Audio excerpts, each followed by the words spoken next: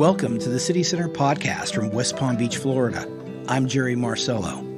Some people think of the city's Grassy Waters Preserve as a beautiful relic of our area's primordial past. Some see it as a vital part of West Palm Beach's future. Both are true. The 23 square mile wetland ecosystem is a pristine remnant of the once great Everglades system, a mosaic of wetlands, tree islands, and forested hammocks. It also provides fresh water to the city, quenching the thirst of a growing community. There's a long list of activities residents can do while visiting Grassy Waters, and there's a lot that needs to be done to protect this fragile preserve for future generations. Joining me today is Charlie Wilson, Environmental Education Coordinator for the City of West Palm Beach. Charlie, welcome. Thank you for having me. Hey, now, for those who don't know much about Grassy Waters Preserve, give us an overview of what it is and what it's like.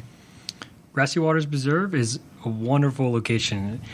How I see it is it's almost half of the landmass of the city of West Palm Beach. So when we think about the city of West Palm Beach, a lot of people think about downtown, the square, Sunfest, all the great things that downtown has to offer. But 7 miles away, you've got half the city, and that's just Grassy Waters Preserve. Wait a minute. You're saying that half the city's area is in the preserve itself? Correct. It's about 48%, so we typically say half. Wow. That's a new fact for me. Go ahead. Continue. So it's a great location. How I see it is just that remnant of the old school interior of South Florida. When you come out there, again, if you come on a canoe ride or a kayak tour with us, about 5 minutes into the trip, there's no noise. You're only hearing the birds, you're hearing the cricket frogs, and it's just amazing how quiet it gets so quickly once you get away from the roads. Charlie, why is that area so unique and so different from the other areas that are still not as developed as, say, the coastline? So what makes Grassy Waters so unique is, to me, it's surrounded by communities. There's communities on all sides of us. But when you're out there, you still have this 23 square miles of just pristine Everglades habitat. And again, many people think you have to go all the way to South Florida to experience the Everglades. That's what we think about Everglades National Park and all of the other preserves. And this is just right here in our backyard. So is the area that it's within Grassy Waters comparable to what you would find in the national park further south? I believe so. I'm going to say yes. Okay. Now, so it's a beautiful place. It's a pristine, natural environment with birds and animals that we won't normally see in the more developed areas of the area of our town. For those who don't know, what role does it play in supplying water to the city? So this is a great fact. When we have students come out almost every weekday, they come on school buses, then one of our biggest mission is to teach all of our students that Grassy Waters Preserve holds a direct water supply for about 130,000 people. Everyone who lives in West Palm Beach and a couple other surrounding communities around us. So it is the direct water supply. We're a completely rain-fed system. So there's really nothing flowing into Grassy Waters pretty much except for rain. So the water's clean, pristine, not polluted. When you come out there, it's surprising you can scoop up the water. It's crystal clear, which is just a different mindset that a lot of people have when they think about the Everglades. They think about it as being kind of a harsh environment full of alligators and mosquitoes. The water's murky. When you come out to Grassy Waters, it's not like that. Clean water. Lucky if you see a couple alligators. Mosquitoes aren't bad. Wow. Well, okay, so just to dispel a myth, and I don't want you to get too bogged down in the science here, but some people think that our water here in West Palm Beach is fed to us directly from Lake Okeechobee. That's not the case. Correct. There's definitely a choice that we could if we needed to, but those levees are typically closed off. And again, we are just completely rain-fed, so as the summer rains come in, we fill up with water, and that water will leak and kind of fill into the M Canal. M Canal is going to bring that water right to Clear Lake and Lake Mangonia, right where the water treatment plant is. Wow. So there are many things for people to do while they're visiting Grassy Waters. You touched on that a little bit when you first gave us the overview. What sort of outdoor activities can someone expect, and do they change from season to season? Yeah, they do change from season to season. So summertime, it's hot and sweaty, and we like that here in South Florida.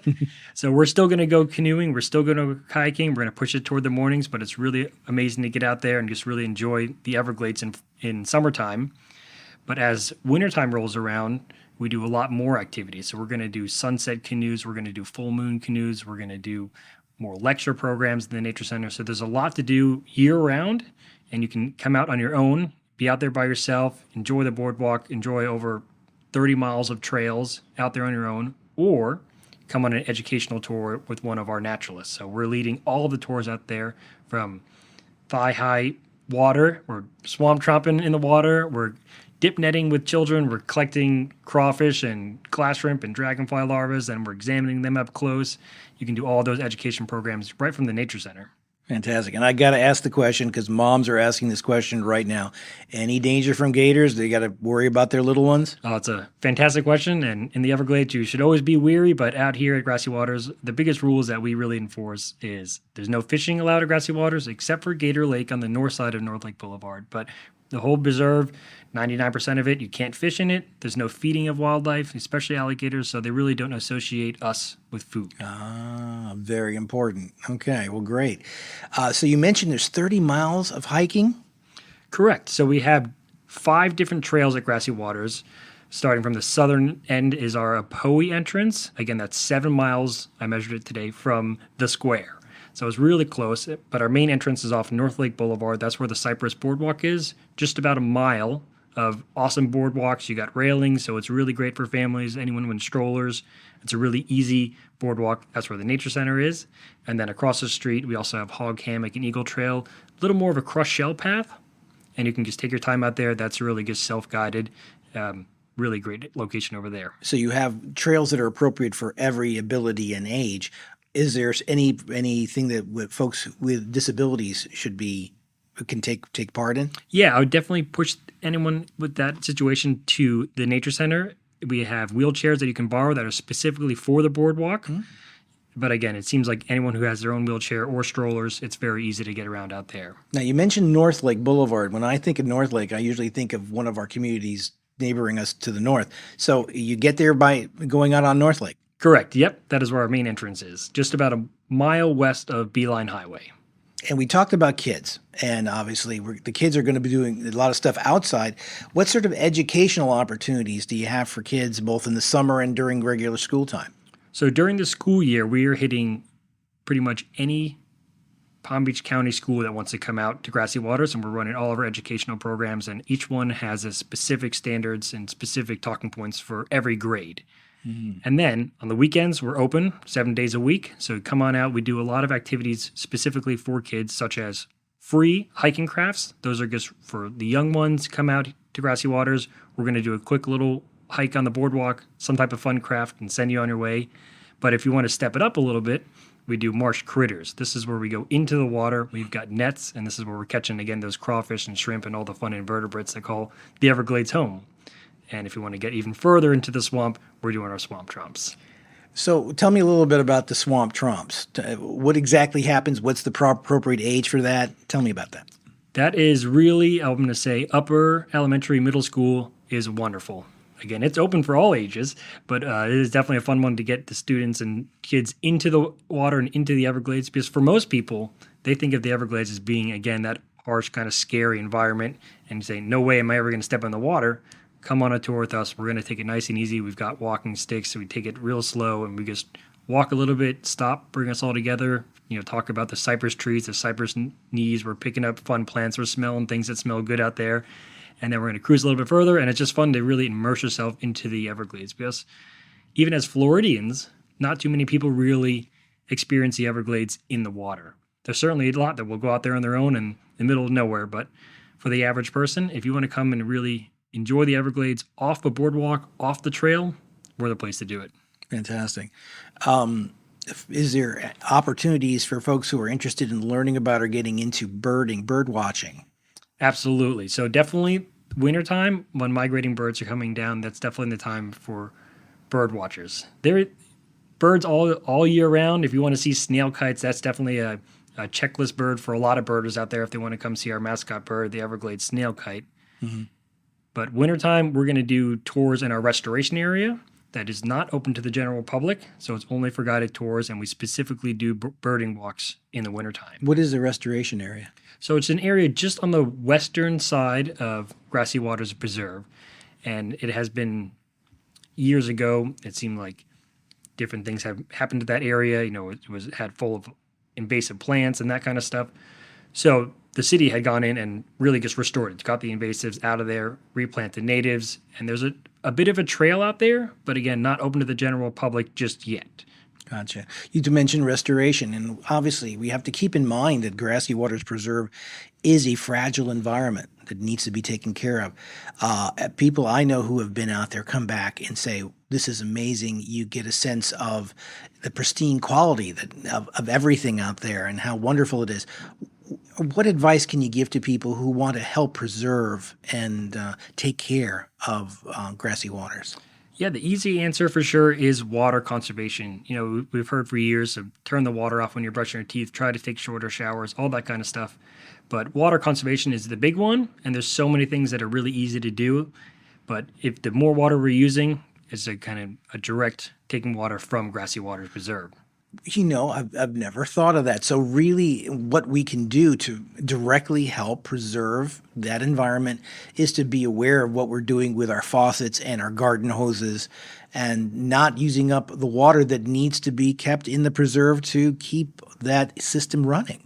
Correct. Absolutely. We kind of see Florida as, we have our wet, hot season and we go into our cooler, dry season. And as humans, we like to have that yearly averages. Things should happen when they do happen, but year to year, we're going to have years that have a lot of rain, and we're going to have years that have very little rain. We really need that water to sit and stay in Grassy Waters, so we're not at it.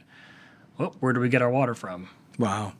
So we've talked a little bit about outside activities. Let's talk about what we can do to maximize the people's visits to the actual indoor activities you have available. Absolutely. So come into the Nature Center. So we've got two great new aquariums that really represent the swamp and the marsh. So those are great to see. You can see all the cool invertebrates and things really up close.